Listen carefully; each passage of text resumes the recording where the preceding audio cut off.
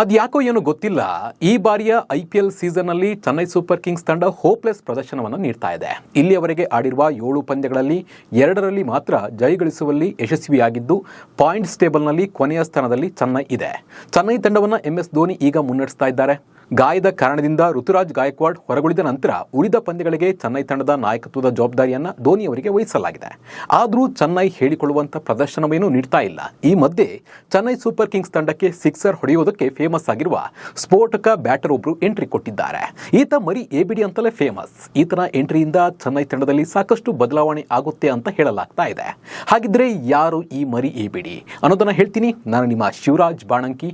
ನೀವು ಸುದ್ದಿಯಾನದ ಸಬ್ಸ್ಕ್ರೈಬರ್ ಆಗೋದನ್ನ ಮರಿಬೇಡಿ. ಹಾಗೆ ಈ ವಿಡಿಯೋವನ್ನು ಕೊನೆ ತನಕ ನೋಡಿ. IPL 2025 ನಡುವಲ್ಲಿ MS ಧೋನಿ ಹೊಸ ಅಸ್ತ್ರವನ್ನು ಪಡೆದುಕೊಂಡಿದ್ದಾರೆ. ಚೆನ್ನೈ ಸೂಪರ್ ಕಿಂಗ್ಸ್ ತಂಡದ ಮುಂದಿನ ಪಂದ್ಯಗಳಿಗೆ ಗಾಯಗೊಂಡಿರುವ ಗುರ್ಜಪಾನಿ ಸಿಂಗ್ ಹೊರಗುಳಿದಿದ್ದಾರೆ. ಅವರ ಬದಲಿಗೆ ಜೂನಿಯರ್ AB ಡಿವಿಲಿಯರ್ಸ್ ಖ್ಯಾತಿಯ ಡೆವಾಲ್ಡ್ ಬ್ರೇವಿಸ್ ಚೆನ್ನೈ ತಂಡಕ್ಕೆ ಸೇರಿಕೊಂಡಿದ್ದಾರೆ.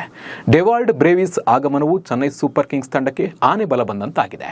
T20 ಕ್ರಿಕೆಟ್ಗೆ ಬ್ರೇವಿಸ್ ಹೇಳಿ ಮಾಡಿಸಿದಂಥ ಬ್ಯಾಟರ್. ಬ್ರೇವಿಸ್ 21 T20 ಪಂದ್ಯಗಳನ್ನು ಆಡಿದ್ದಾರೆ ಮತ್ತು 1787 ರನ್ ಗಳಿಸಿದ್ದಾರೆ. ಇವರ ಗರಿಷ್ಠ ಸ್ಕೋರ್ 162 ಆಗಿದೆ. ಇವರು 2023ರಲ್ಲಿ ದಕ್ಷಿಣ ಆಫ್ರಿಕಾ ಪರ T20 ಅಂತಾರಾಷ್ಟ್ರೀಯ ಕ್ರಿಕೆಟ್ಗೆ ಪಾದಾರ್ಪಣೆಯನ್ನು ಮಾಡಿದ್ದು ಇಲ್ಲಿಯವರೆಗೆ 2 ಪಂದ್ಯಗಳನ್ನು ಆಡಿದ್ದಾರೆ.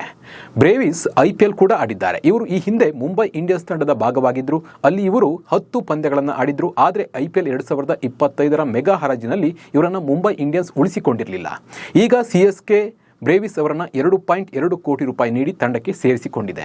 21 ವರ್ಷದ ಬ್ರೇವಿಸ್ ಬಿಗ್ ಸಿಕ್ಸರ್ಗಳನ್ನು ಹೊಡೆಯುವುದರಲ್ಲಿ ಪರಿಣಿತ ಬ್ಯಾಟರ್. ಇವರು IPL ಮತ್ತು ಇತರ T20 ಲೀಗ್ಗಳಲ್ಲಿ ಮುಂಬೈ ಇಂಡಿಯನ್ಸ್ ಪರ ಅಬ್ಬರಿಸಿದ್ದಾರೆ. ಬ್ರೇವಿಸ್ 2022ರಲ್ಲಿ ಮುಂಬೈ ಇಂಡಿಯನ್ಸ್ ಪರ IPLಗೆ ಪಾದಾರ್ಪಣೆಯನ್ನು ಮಾಡಿದರು. ಮೊದಲ ಸೀಸನ್ನಲ್ಲೇ ಇವರು 7 ಪಂದ್ಯಗಳಲ್ಲಿ 142 ಸ್ಟ್ರೈಕ್ ರೇಟ್ಗಳಲ್ಲಿ 161 ರನ್ ಗಳಿಸಿದ್ರು. ಆದಾಗ್ಯೂ 2023ರಲ್ಲಿ ಇವರಿಗೆ ಅವಕಾಶ ಸಿಗಲಿಲ್ಲ. 2024ರಲ್ಲಿ 3 ಪಂದ್ಯಗಳನ್ನು ಆಡಿದ್ದ ಇವರು ಕೇವಲ 69 ರನ್ ಕಲೆ ಹಾಕಲಷ್ಟೇ ಶಕ್ತರಾದರು. ಆ ಬಳಿಕ ಮುಂಬೈ ಇವರನ್ನು ತಂಡದಿಂದ ಬಿಡುಗಡೆ ಮಾಡಿತ್ತು. ಬ್ರೇವಿಸ್ ಅಂತಾರಾಷ್ಟ್ರೀಯ ಪಂದ್ಯಗಳಲ್ಲಿ ಹೆಚ್ಚಿನ ಅನುಭವ ಇಲ್ಲದಿದ್ದರೂ ಮುಂಬರುವ IPL ಪಂದ್ಯಗಳಲ್ಲಿ ಇವರಿಗೆ ಅವಕಾಶ ಸಿಕ್ಕರೆ ಇವರು CSK ತಂಡದ ದಿಕ್ಕನ್ನೇ ಬದಲಾಯಿಸುವ ಆಟಗಾರ ಆಗಬಹುದು.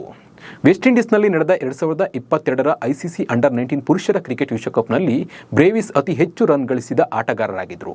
ಇದಾದ ನಂತರ ಇವರು ಕ್ರಿಕೆಟ್ನಲ್ಲಿ ಸದ್ದು ಮಾಡಿದರು. ಇವರು ಆಡಿದ 6 ಇನ್ನಿಂಗ್ಸ್ಗಳಲ್ಲಿ 506 ರನ್ ಗಳಿಸಿದರು. ಇದರಲ್ಲಿ 2 ಶತಕಗಳು ಸೇರಿವೆ. ಅಲ್ಲದೆ ಐರ್ಲೆಂಡ್ ವಿರುದ್ಧ 96 ರನ್ ಮತ್ತು ಫೈನಲ್ನಲ್ಲಿ ರನ್ನರ್ ಅಪ್ ಆದ ಇಂಗ್ಲೆಂಡ್ ವಿರುದ್ಧ 97 ರನ್ಗಳನ್ನು ಬಾರಿಸಿದರು. ಇವರನ್ನು ದಕ್ಷಿಣ ಆಫ್ರಿಕಾ ತಂಡದ ಮಾಜಿ ದಿಗ್ಗಜ ಬ್ಯಾಟರ್ AB ಡಿವಿಲಿಯರ್ಸ್ ಅವರಿಗೆ ಹೋಲಿಸಲಾಗುತ್ತದೆ. ಇವರ ಬ್ಯಾಟಿಂಗ್ ಶೈಲಿಯಿಂದಾಗಿ ಇವರನ್ನು ಬೇಬಿ ABD ಅಂತ ಹೇಳಿ ಕರೆಯಲಾಗುತ್ತೆ.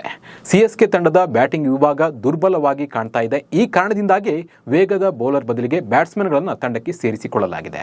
ಇನ್ನಾದರೂ CSK ತಂಡದ ಲಕ್ ಬದಲಾಗುತ್ತಾ, ಮುಂದಿನ ಪಂದ್ಯಗಳಲ್ಲಿ CSK ಕಮ್ಬ್ಯಾಕ್ ಮಾಡುತ್ತಾ ಅನ್ನೋದನ್ನು ಕಾದು ನೋಡಬೇಕಾಗಿದೆ. ಈ ಬಗ್ಗೆ ನಿಮ್ಮ ಅನಿಸಿಕೆ ಮತ್ತು ಅಭಿಪ್ರಾಯವನ್ನು ನಮಗೆ ಕಮೆಂಟ್ ಮೂಲಕ ತಿಳಿಸಿ. ನಮಸ್ಕಾರ.